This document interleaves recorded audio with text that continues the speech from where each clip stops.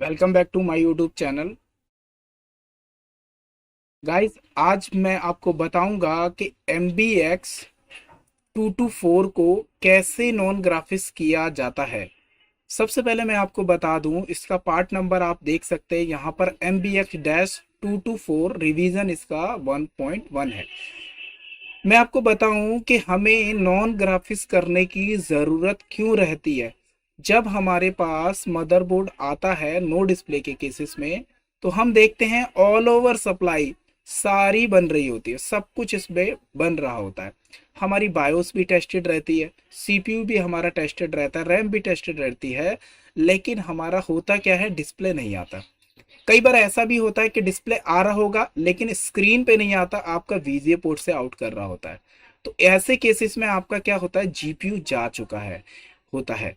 यहाँ पे ये पीसीएच है, ये आपका इसका प्रोसेसर यूनिट है, और ये आपका जीपीयू है। जीपीयू मतलब ग्राफिक्स यूनिट। ग्राफिक्स यूनिट खराब होने के कारण आपका डिस्प्ले स्क्रीन पे नहीं आता है। और आप चेक करेंगे कि ये जीपीयू की सप्लाई ये भी आपकी प्रॉपर बन रही होती है, लेकिन हमारा स्क्रीन पर डिस्प्ले नहीं आता है। तो हमारा होता क्या है, हमारा जीपीयू कहीं ना कहीं खराब हो चुका होता है। तो जब खराब हो चुका होता है उस केसेस में हम अपना ग्राफिक्स कन्वर्जन कर सकते हैं। हालांकि मैं अगर आपको दिखाऊं यहाँ पर स्कीमेटिक की हेल्प से, अगर आप यहाँ देख रहे होंगे तो आपको नजर आ रहा होगा DMI लिखा हुआ है। जबकि जिस मदरबोर्ड में ग्राफिक्स कन्वर्जन किया जाता है, पीसीएच आर्किटेक्चर की मैं बात कर रहा हूँ, नॉट ए एसओसी। जिसमें पीसीएच आर्किटेक्चर में यहाँ पर आप, अगर आपने पढ़ा होगा या कभी देखा होगा तो ध्यान दिया होगा, जितने भी आपने ग्राफिक्स कन्वर्जन किए होंगे उसमें यहाँ पर एक पाथ और बना रहता है, या फिर ऐसे कुछ डॉट डॉट करके रहता है। यानी कि आप इस पर पाथ बना सकते हैं, जिस पे लिखा रहता है F D F D I path. ठीक है, ये FDI path normally non graphics वाले बोर्ड में आपको ये पाथ मतलब इस तरीके से दिया होता है कि आप इसको, इस रास्ते को बनाकर आप अपना data process, CPU data process करके पीसीएस से डेटा प्रोसेस होके आपको एफडीआई के रास्ते दे सके। यानी कि सीपीयू ने डेटा को कुछ प्रोसेस किया, उसको पीसीएच को दिया, पीसीएच ने डेटा को प्रोसेस किया, एफडीआई के रास्ते सीपीयू को प्रोवाइड कर दिया। देन सीपीयू क्या करेगा, आपका आउटपुट कर देगा। लेकिन अब इसमें एफडीआई का पाथ तो है नहीं, तो लोगों को कहा जाता है कि ये नॉन ग्राफिक्स नहीं हो पाते हैं। हालांकि ऐसा बिल्कुल सही है कि जिसमें एफडीआई का पाथ नहीं है, यानी कि डेटा कम्युनिकेशन एक वे से, यानी कि सिंगल वे से नहीं होता है, टू वे चाहिए आपको। यानी कि सीपीयू डेटा प्रोसेस करे, प्रोसेस करने के बाद प्रोसेस जो भी हुआ डेटा प्रोसेस करके पीसीएच सीपीयू को दे, उसके लिए एक रास्ता हमें चाहिए जो कि इसके अंदर नहीं है। तो इसीलिए कहा जाता है कि MBX 224 नॉन ग्राफिक्स नहीं होता है।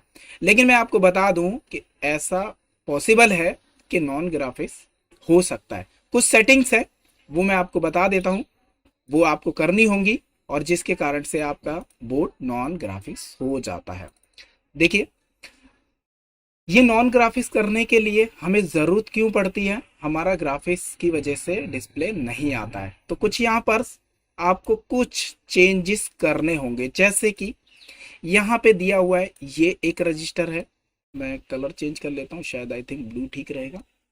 ठीक है, यहाँ पे एक रजिस्टर आपको ये दिख रहा है, और साथ में ये एक रजिस्टर, दोनों को कंबाइन कर देते हैं। इन दो रजिस्टरों को आपको क्या करना पड़ेगा, 100 ओम से रिप्लेस करना पड़ेगा। याद रहे 100 ओम। अगर 100 ओम नहीं है आपके पास, बाय द वे कई बार होता क्या है, 100 ओम नहीं मिलता है, तो आप यहाँ पे 80 लगा दीजिए, 80 ओम कर दीजिए। फिक्स नहीं है कि 100 ओम ही चाहिए। ठीक है, ये आपको एक रजिस्टर यहाँ से इसको रिप्लेस करना है, साथ ही साथ इसको रिप्लेस करना है।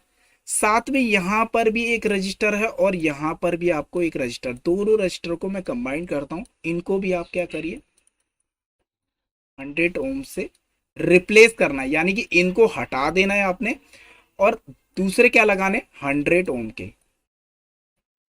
आपको रिप्लेस कर देना। इतना काम किया यहाँ पे। अब यहाँ पे एक ई लिखा हुआ है, यहाँ पे आपको एक छोटा सा यहाँ पे क्या करना है, कॉइल ऐड करना है। यहाँ पे आपको कॉइल की कोई वैल्यू नहीं होती, चाहे वो आप 10 ओम की लगाओ चाहे आप 0 ओम की लगाओ, कोई फर्क नहीं पड़ता। नॉर्मली इस तरह की जो ब्राउन कलर की कॉइल होती है वो आप यहाँ लगा सकते हैं। अगर आपके पास कॉइल नहीं अवेलेबल है, 0 ओम का एक रजिस्टर लगा सकते हो। कितना, 0 ओम का, या फिर आप जंपर भी कर सकते हो। यहां से इसको आप जंपर कर लीजिए और साथ में जस्ट ये रजिस्टर के साथ में एक जंपर आप यहां कर सकते हैं। चाहे आप, आपके पास ऑप्शन है कॉइल लगा लीजिए या फिर 0 ओम का रजिस्टर लगाइए या फिर आप जंपर कर दीजिए। यहां का इतना सा काम करना है आपको। इसको मैं ब्लैंक कर देता हूं। चलते हैं हम दूसरी जगह। यहां पे दिया हुआ है PU14, यहां पर भी आपको क्या करना है, यहां पर आपको 20K का रजिस्टर रिप्लेस करना है। साथ में यहां पर दिया हुआ है 10K। अगर आपके पास 20K नहीं है, 27 लगा लो, 25 लगा लो, 22 लगा लो, लेकिन किलो ओम। यहां पर अगर आपका 10K नहीं है, आप 8K लगा लो, 8K नहीं है तो आप 7K लगा लो, काम चलेगा। ठीक है, ये आप यहां पर रजिस्टर रिप्लेस करेंगे। साथ में आपको और क्या करना है, इस पे 3 काम टोटल आपको करने हैं। इमेज के बैक साइड चलेंगे और अब आपको यहाँ पे क्या करना होगा, ये जो 2 रजिस्टर दिए हुए हैं आपको यहाँ पर, एक इस तरीके से और एक इस तरीके से, ये 2 रजिस्टरों को आपको रिप्लेस करना है 4.7K से।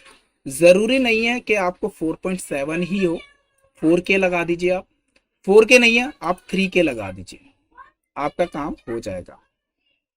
याद रखिएगा, ये ग्राफिक्स कन्वर्जन जब भी आपका काम करेगा जब आपका जीपीयू खराब होगा। अगर जीपीयू शॉर्ट है तो नहीं करेगा। पहले आपको जीपीयू को शॉर्ट हटाना पड़ेगा, यानी कि इस चिप को आपको निकालना पड़ेगा। जब ये चिप निकालेंगे तब आपका यहां पर इस कॉइल को भी आपको निकालना पड़ेगा, जीपीयू को निकालेंगे। जब आप ये सेटिंग्स करेंगे तब आपका ग्राफिक्स कन्वर्जन 100% काम करेगा। अगर ग्राफिक्स कन्वर्जन करते समय कोई दिक्कत आती है तो आप हमसे कांटेक्ट कर सकते हैं और आप हमारे थ्रू भी ग्राफिक्स कन्वर्जन करा सकते हैं बहुत ही रीजनेबल प्राइस पे। अगर मेरी ये वीडियो पसंद आई है तो लाइक करें, शेयर करें, कमेंट करें और ज़्यादा से ज़्यादा इसे शेयर करें। Thank you.